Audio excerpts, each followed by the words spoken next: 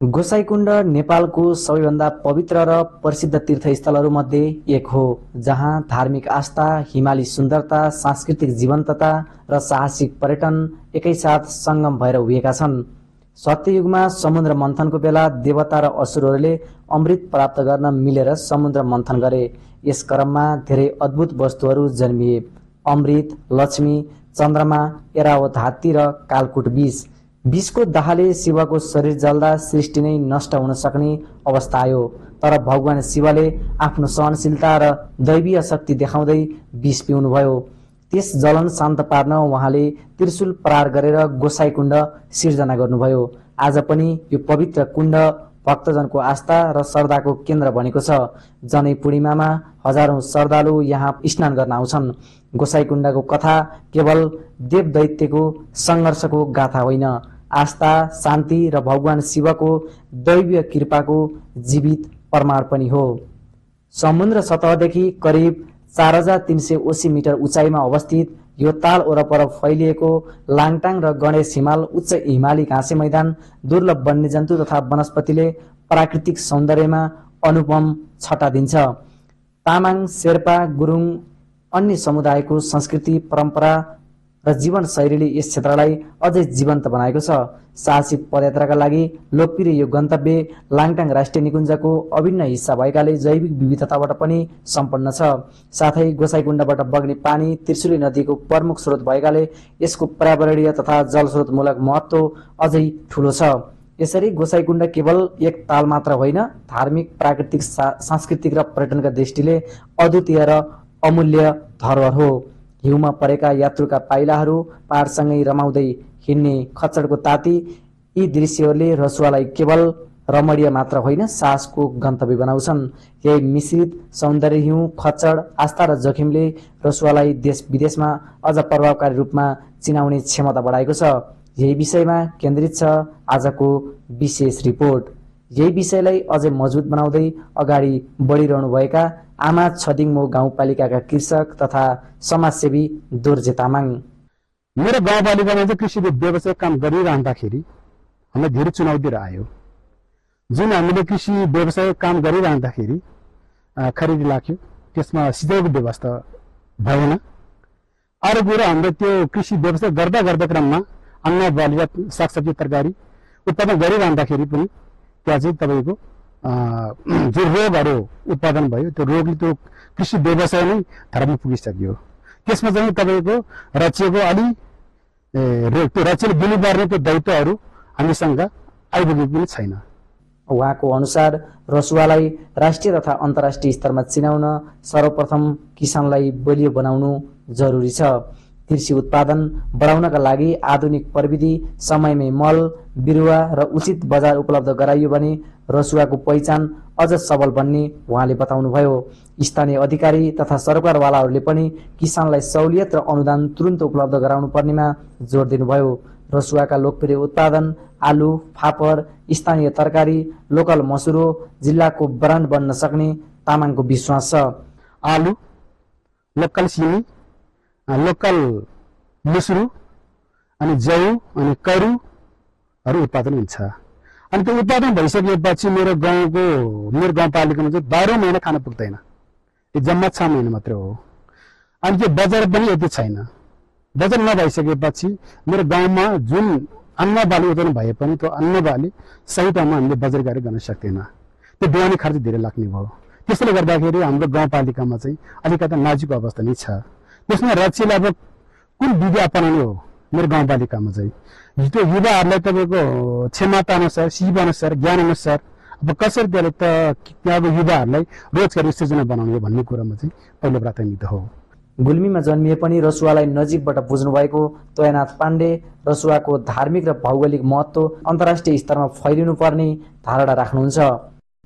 मोरङ उर्लाबारीका नवीन भट्टराई काठमाडौँदेखि रसुवा हुँदै गोसाइकुण्ड यात्रा गर्दा पहाडको कठिन उकालो, लेक लाग्ने समस्या सबै भोगे पनि कुण्डको किनारमा पुगेपछि जिन्दगीकै छुट्टै आनन्द अनुभव भएको बताउनुहुन्छ। कस्तो मनमा विशेष छ क्या, यस्तो रमाइलो छ नि। यतापट्टि तपाईँको यो हिमाल चट्टसँगले होइन, यहाँ टक्क बिचमा हाम्रो गोसाइकुण्ड छ। यो ठाउँ चाहिँ तपाईँको हाम्रो महादेव शिवजीले चाहिँ तपाईँको पहिले चाहिँ यो के अरे यो समुद्र मत्थर गरेको बेला बन्धन गरेको बेलामा चाहिँ बिख खाएर चाहिँ उसले काँचो काँचो भएर यहाँ आएर सुनसुन्नुको ठाउँमा आएर चाहिँ पानी पिएको त्यति अमृतवाला ठाउँ हो यो होइन। गोसाइकुण्ड सबैले एकचोटि घुम्नुपर्ने आउनुपर्ने भिजिट गर्नुपर्ने ठाउँ हो। पाल्पाका गोकुल भण्डारी पनि यात्रा कठिन भए पनि गोसाइकुण्डको शीतलताले सबै थकान हराएको बताउनुभयो। म पाल्पादेखि गोसाइकुण्डको यात्रा र गोसाइकुण्डदेखि माथि सूर्यकुण्डसम्म गएर अहिले फर्किँदैछु। एकदम यात्रा एकदम कठिन भए पनि यहाँ आइसकेपछि चाहिँ एकदम रमाइलो रहेछ ठाउँ। मेरो लागि चाहिँ यो फर्स्ट अनुभव हो ट्रेकिङ चाहिँ। मेरो पहिलो ट्रेकिङ हो यो 4380 मिटर हाइटमा भएको ट्रेकिङ चाहिँ मेरो लागि फर्स्ट हो। म गर्न सक्दिनँ कि भन्ने एउटा मनमा दुविधा थियो, तर भगवानको कृपाले यहाँ आएर दर्शन गरेर अब फर्किँदैछु। बुटोलबाट गोसाइकुण्ड पुग्नुभएका हरि भट्टराई धुन्चे घट्टीखोला देउराली चन्दनबारी हुँदै ढिलो ढिलो आरामको यात्रा गर्दा प्रकृतिले हरेक मोडमा ऊर्जा दिएको अनुभव सुनाउनुभयो। शुक्रबार बिहान बुटोलदेखि हिँडियो, त्रिशुली हुँदै धुन्चे आएर फर्स्ट दिन हाम्रो बाइकको यात्रा धुन्चेमा रह्यो। त्यसपछि धुन्चेबाट अर्को दिन बिहानै 6 बजे हामीले पैदल यात्रा सुरु गऱ्यौँ। पैदल यात्रा गर्ने समयमा फर्स्ट हाम्रो स्टेसन भनेको घट्टेखोला आयो फर्स्ट टाइम। त्यसपछि आएर देउराली, माथि आएर चन्दनबारी, त्यसपछि लौरी विनायक आएर हामी लौरी विनायक बसियो। यति उकालो 2000 हाइटबाट एकैचोटि 3900 हाइटमा फर्स्ट स्टेसन भयो हाम्रो। उकालो ओह्रालो सम्म भन्ने कोही देख्न पाइएन, तर एकदमै उकालो थियो बाटो उकालो हुँदै गर्दा पनि हामी एकदम नहतारिएर सुस्त आरामले आइयो। आरामले आउँदा हामी 7 बजे लौरी बिनामा बास बस्न आइपुग्यौँ। त्यहीँ बास बस्यौँ। अर्को दिन बिहान फेरि 6 बजे त्यहाँबाट फेरि यात्रा गरियो यस गोसाइकुण्डको। स्थानीय बासिन्दाले गोसाइकुण्डको धार्मिक महत्त्व, पूजा विधि र दशकौंदेखि भक्तजनलाई दिएको सेवाको गर्व महसुस गर्दै आउने भक्तजनलाई सहज वातावरण मिलाएको बताउनुभयो। गोसाइकुण्ड मार्गका होटल व्यवसायी जयकरम छोङ भन्नुहुन्छ, बाटोको समस्या पुरानै छ, सुधार छैन। पर्यटक आउँछन् तर जनप्रतिनिधिले चासो दिएका छैनन्। ट्रेकिङ रुटमा आवश्यक सूचना बोर्ड, सुरक्षा सङ्केत, विश्रामी स्थल, आपतकालीन स्वास्थ्य सेवा सबै कमजोर छन्। प्रकृतिले दिएको पहिचानको संरक्षण र प्रचार गर्न सबै लाग्नुपर्ने बताउनुभयो। छ नि तपाईँको यो गोसाइकुण्ड मात्रै नभएर अब तपाईँको यो नागा भयो, धेरै ठाउँ छ, तर यस्तो चाहिँ छैन।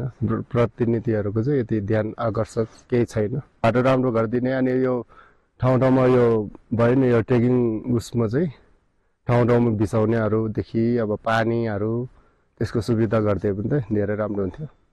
गोसाइकुण्ड केवल धार्मिक गन्तव्य मात्र होइन, आध्यात्मिक ऊर्जा प्राप्त गर्ने स्थान हो। प्रत्येक वर्ष हजारौंले यहाँको यात्रा गर्छन्, शारीरिक कठिनाई पार गर्छन् र मनदेखि हलुका भएर फर्किन्छन्। लाङटाङ नेसनल पार्क, विश्व प्रसिद्ध ट्रेकिङ र हिमाली अनुसन्धान क्षेत्र, तामाङ संस्कृति, हिमाल, खोला, ताल, चराचुरुङ्गी, जैविक विविधताले रसुवालाई सांस्कृतिक सम्पदाको खानी बनाएको छ।